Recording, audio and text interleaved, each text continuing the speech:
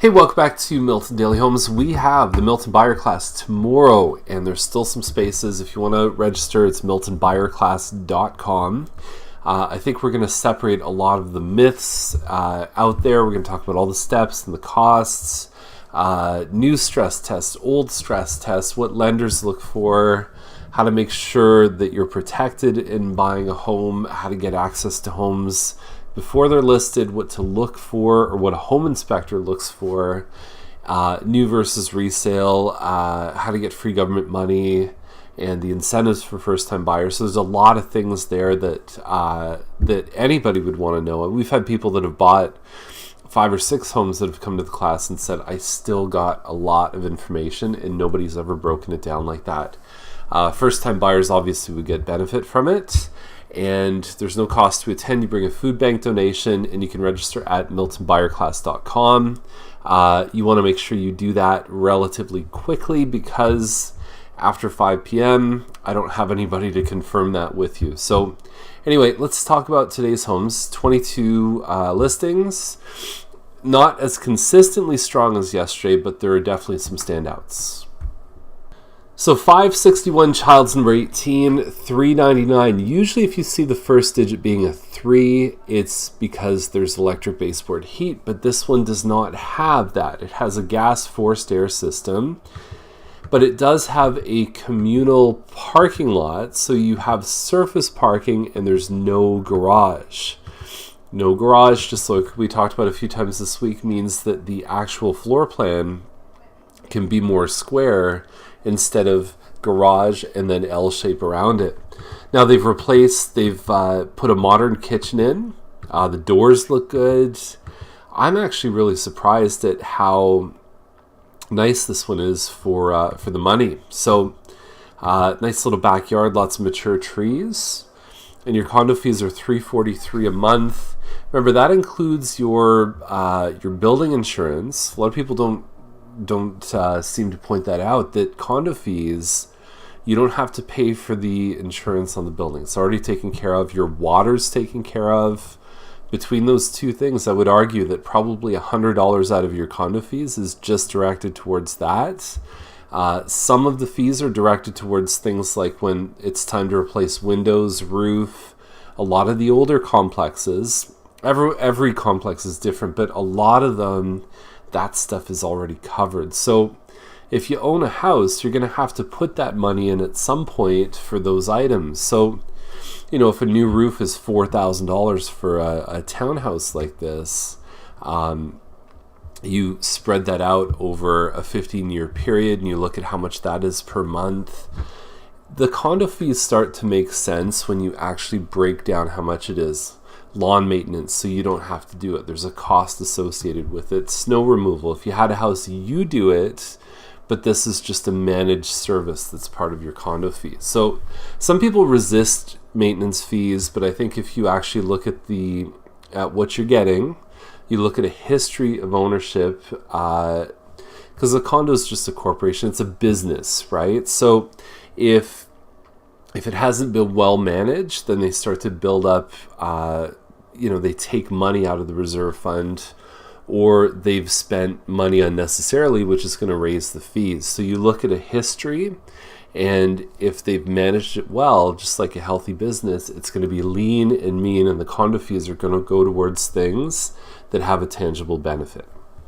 Okay, next one up, Art on Main. So I guess they're advertising this to try and assign the sale. I don't know what's going on here, but $416,000 for a 648 square foot unit. That's a lot of money. Okay, so these units are going for at least $100 to $150 more per square foot, 20 to 25% more than most of the other buildings. It's going to be a nice building, don't get me wrong, but I don't know if Milton's ready for that. In the same breath, I'm going to say that I'm getting emails from my friends in Toronto that are advertising new projects at $1,000 to $1,200 a square foot. I just look like Milton doesn't have very many buildings that have good amenities. This one's going to have the outdoor pool, the gym, the concierge. We don't have any concierges in Milton. There's no such thing. So there's things there that I think are going to be useful. Is it worth 25% premium? And you know the condo fees are going to go up on something like that as they start to get their budget underneath them. So I don't know. I don't know if I see the value in this one. I could be wrong, but I think for them charging this much per square foot, it's not a project that I'm interested in. I'm not really endorsing it heavy. I know some people are, but it's all just personal opinion really at this point. Yeah, that's the story on this one. So this one will be ready in 2020. So it's not, I don't know if it's an assignment sale or they're just putting it out that this unit's actually for sale. But there it is, Art on Main. It's the first time it's hit MLS. So competition here with 930 Devrel. This is a Woodbine model 529.9. Very competitive price given what else has been going on out there. And so you've got kind of a front lounging area. So some people use it as a TV room or a gym. You go upstairs, you've got your living dining room, open concept with your kitchen. So you can see the whole second level right here. There's a walkout door to the balcony. And it's a full-length balcony. Some of them are only half-length. And then you go upstairs and you've got 2 bedrooms, 3 washrooms, which is my favorite layout here. I find the 3 bedrooms, second and third bedroom are a little small, but this one has a good balance between the rooms. So you've got this one here, $529 for $1,357. Springdale, the Woodbine's $1,356 square feet. It's 1 square foot difference. They're almost the same. And then you go to this one on Nadlin Heights that's 1,050 square feet. It's nice.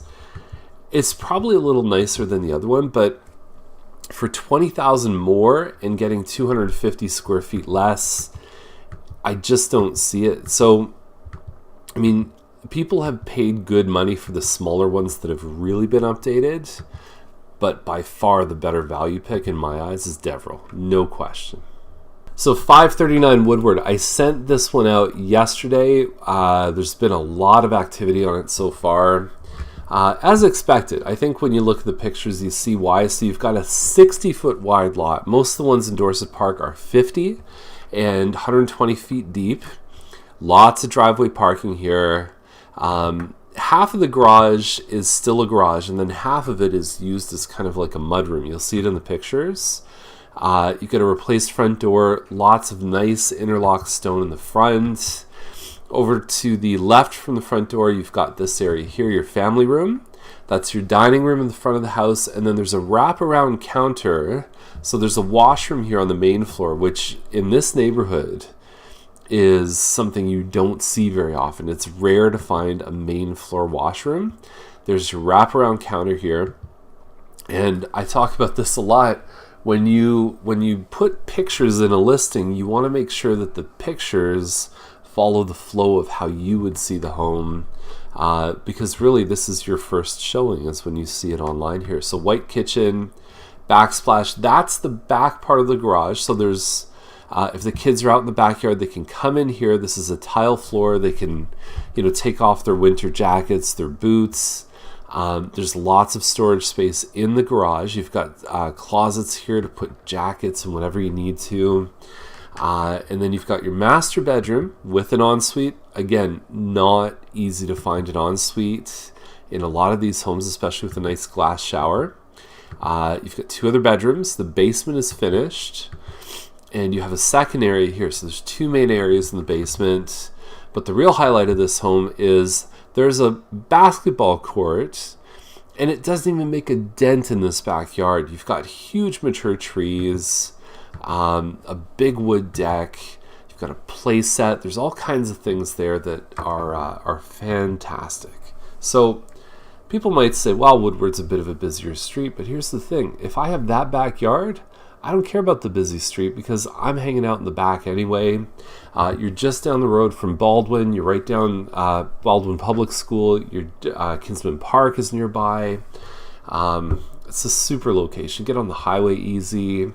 You can get downtown. You could pretty much have a short bike ride downtown. Love this one. The single car detached homes, there's a lot of them out there right now. So now we're starting to see 2,200 square feet.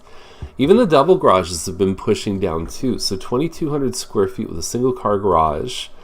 The French Chateau, which everybody seems to brag about, which is just stone and stucco. $799, very attractive price. Bit of a long, like it's only a 30-foot wide lot, so the garage takes up some of that. You've got some clearance on both sides, so it feels more long than it does wide. Mattamy used to preach about their wide lot, their 36-foot lot, single car garages, and 6 feet inside makes a massive difference to your impression. Over cabinet lighting, under cabinet lighting, you've got upgraded countertops and nice choice of finishes. Everything in here looks really good. Totally solid pick for $799. Now there's quite a few decent options with the double car garages, right? Even a couple in the low 800s, which is good. Although Trudeau, I don't know about that one so much. John Street, 1.7 million. You're on a 66 by 120 foot lot. You have, if memory serves correct, I think you're about 3,200 square feet on this one. I've got all the specs. The owners are great. This is a COM-free, which means the owners are acting as their own listing agent. And you've got a separate double car garage. They've even done the nice flooring in the garage, high ceilings, lots of storage space.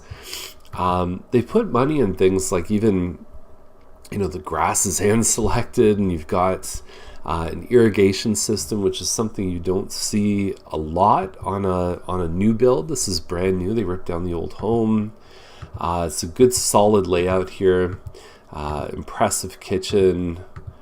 And yeah, I mean, I could go through and tell you all the little features of this one. If you want, you can email me for a list of them. It's a great downtown location. Price, there's two schools of thought. So right at the peak of the market, there was one that sold at 1.5 on a massive lot. It was like 2 of these lots or more. Century home with some decent finishes inside. And maybe not quite as good as this, but quite good. And then we've got a lot that have sold, 1.2, 1.3, that kind of thing. So 1.7 is high based on anything we've seen in the neighborhood. Even past 1.5 historically, even adjusted, it means you've got like pretty much a double lot. So you can also look at it where some of the builders that are building new product on land not as big as this, like specifically Markay Homes comes to mind, that you can see what they're selling those for, which is around this price anyway. Now, whether or not Markay is actually selling them, I don't know. But builder versus this one wins for the same price for sure. There's a bit of a gravitational pull on other home sales. I've even done how much is the land worth and how much is the home worth on this. So there's a couple different angles to look at it. But if you're interested in having a look at it and you've got this kind of a budget, I think that it's done very well. It's built properly. So there we have it. If you have any questions, let me know. And that is Milton Daily Homes, miltonbuyerclass.com. We're starting at 10 a.m. Saturday tomorrow, and we'll see you on Monday with another. Actually, you know what? Next week is going to be a tough week because I'm in 3 days of conferences, and so it's going to be tricky to get the videos out. There's a very good chance that I'll probably just do a quick commentary and then go from there. Have a great day.